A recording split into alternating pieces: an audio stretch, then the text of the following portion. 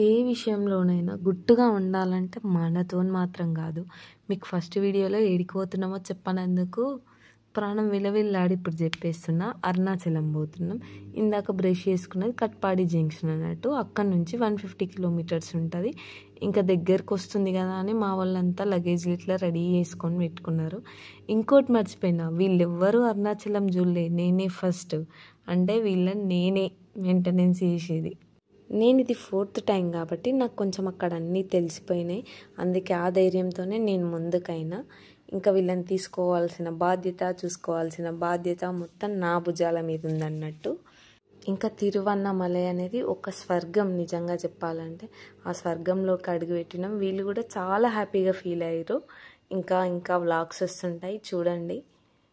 నా మీద హోప్తో వచ్చారు కాబట్టి మా ఆయన మాత్రం నాకు అన్ని జాగ్రత్తలు చెప్తున్నాడు.